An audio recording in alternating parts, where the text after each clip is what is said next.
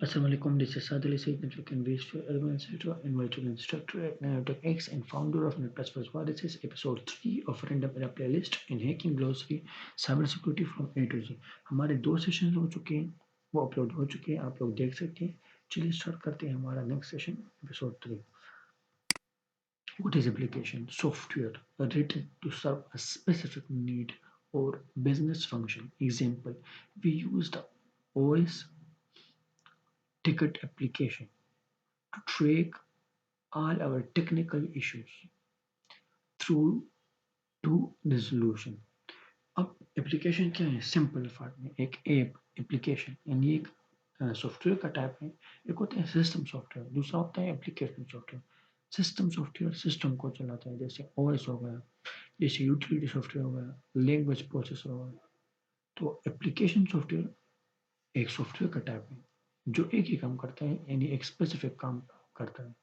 तो ये देखिए software written to serve specific need, यानी ये एक सॉफ्टवेयर होता है ना जो क्या करता है, सॉफ्टवेयर का टाइप है जो एक खास ज़रूरत को पूरा करता है, यानी एक बिजनेस फंक्शन परफॉर्म करता है, एक खास फंक्शन परफॉर्म करता है. इसके एग्जांपल आपको मैं दे देता हूँ आसान अल्फाज में. जैसे एमएस वर्ड है आपके सामने है, क्या मैं यहाँ पर यानी ये स्पेस कर सकता हूँ? हाँ. कुछ नया लिख सकता हूँ? हाँ, पॉसिबल है ना. तो वही बात है कि यानी इसमें क्या है, इसमें ब्राइटिंग वगैरह करते हैं. पेंट की बात करें, हम उसमें डायग्राम बना सकते हैं. सही है. जैसे मैं यहाँ पर फॉर एग्जाम्पल आपके सामने पेंट ओपन करता हूँ, ये क्या है? एप्लीकेशन है, एक सॉफ्टवेयर का टाइप है. इसमें ये देखो मैं क्या क्या कर सकता हूँ, सारी चीज़ें कर सकता हूँ, वट एवर. सही है. कलरफुल भी बना सकता हूँ इस बैकग्राउंड को. तो बहुत सी चीज़ें पर मैं कर सकता हूँ. देखिए मैं कलरफुल बना सकता हूँ ये सारी चीज़ें. तो इसका एक स्पेसिफिक टास्क की डायग्राम वगैरह. तो हर एक ऐप नहीं है, उसका एक स्पेसिफिक नीड है, स्पेसिफिक फंक्शन होगा. सही है ना. यहाँ पर इन्होंने एग्जाम्पल दिए हैं यानी कॉम्प्लिकेटेड ऐप के लिए, मगर समझते हो तो अच्छी बात, नहीं समझते तो मैंने 2 एग्जाम्पल दे दिए जिसके लिए आप आसानी से समझ जाओगे कि व्हाट इज एप्लीकेशन. एक एमएस वर्ड का दिया, एक पेंट का. इस तरह और भी examples. We use the OS ticket application. एक एप्लीकेशन इसका नाम है ओएस टिकट. हम लोग यूज करते हैं ताकि हम ट्रैक कर सके हमारे जितने भी आईटी में यानी आईटी डिपार्टमेंट में जितने भी टेक्निकल इश्यूज आते हैं ना, उसको ट्रैक कर सकें कि अभी कौन सा इशू आया, पहले कौन सा आया था. इस तरह थ्रू टू रेजोल्यूशन. सही, रेजोल्यूशन तक, यानी कि वो सोल्व हो सके उस तक हम ये प्रॉब्लम ट्रैक करते रहते जब तक वो सोल्व नहीं होती. तो ओएस टिकट एप्लीकेशन का जरिए, तो ये तो एक एप्लीकेशन है ना, जो सॉफ्टवेयर का टाइप है जिसके जरिए हम स्पेसिफिक काम करते. क्या काम? कि जब तक इशू सोल्व नहीं होता उसे हम ट्रैक करें कि सोल्व हुआ कि नहीं. तो हमारा अगला टॉपिक है ऐप सिक्योरिटी या एप्लीकेशन सिक्योरिटी. चलिए पढ़ते हैं. The continuous process of assessing and ensuring an application is secure against modern attack techniques.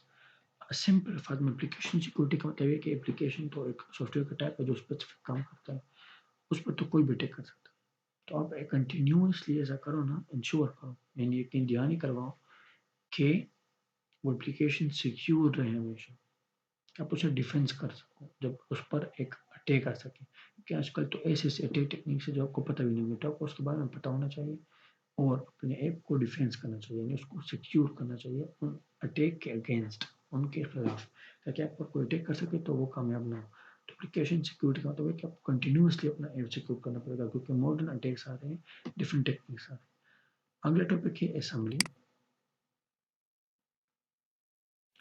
A low level programming language designed to act as an interface between higher level languages and machine code.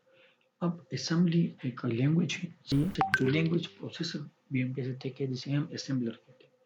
तो वो क्या काम करता है? Basically ये एक low level programming language है जो सिर्फ और सिर्फ इसलिए बना है कि यानी to act as an interface, यानी ये एक इंटरफेस की तरह काम करता है. चाहिए यानी हम कह सकते हैं कि एक जरिया है, जरिए की तरह काम करते हैं between higher level languages and machine code.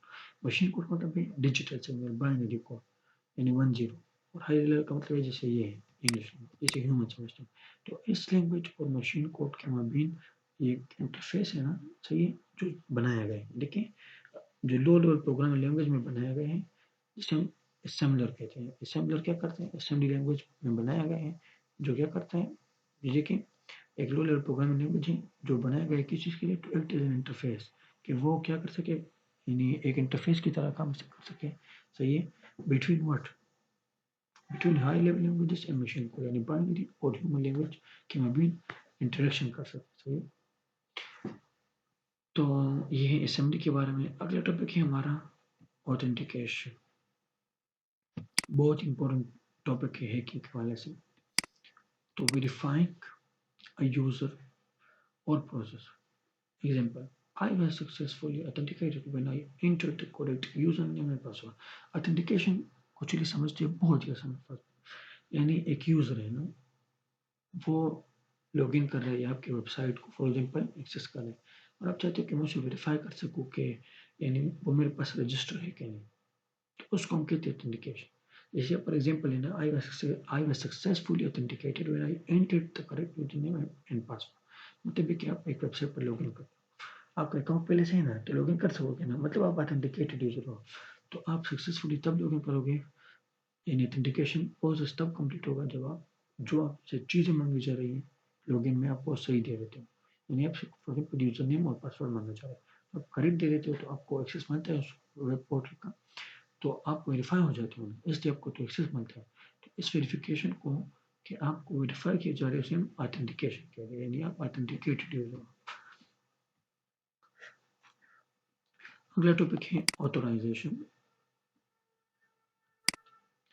being given the proper rights or permissions to access a resource. Example, my user account belongs to the marketing group,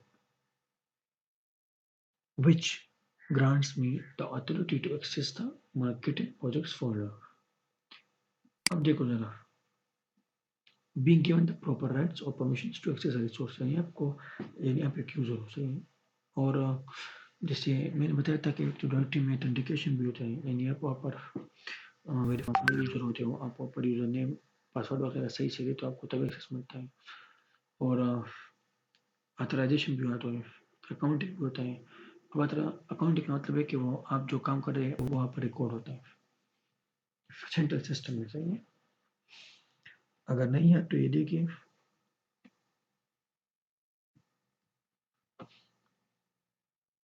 specialized database of user group and compute accounts that centralizes authentication, authorization and accounting in Windows-based environment और Linux, यानी ये पर मैं खैर लिख भी लेता हूँ और Linux, सही है, ताकि आपको ये फ्यूजन आ रहा है। तो Linux 7 में एक एटोडाटी स्पेशल डेटाबेस है जिसमें यूजर और मल्टीपल यूजर का ग्रुप और कंप्यूटर अकाउंट्स, ये एक सेंट्रल जगह पर क्या होती है, ऑथेंटिकेट भी होती है, यानी वो वेरीफाई होती है, अथराइजेशन, उनको एक स्पेसिफिक रिसोर्स का एक्सेस मिलता है, और अकाउंटिंग यानी उनके जो एक्शन होते हैं कंप्यूटर पर इवेंट्स होते हैं वो रिकॉर्ड होते हैं, वहाँ पर देखे जा सकते हैं, विंडो में भी या लिनक्स में भी, सही है, दोनों। तो अथराइजेशन का क्या मतलब है कि be given the proper rights और परमिशंस टू एक्सेस रिसोर्स, यानी मेक यूजर, और मुझे एक इजाज़त मिलती है कि आप इस रिसोर्स या इस सर्विस को एक्सेस कर सकते हो, सही है, तो इसे अथराइजेशन,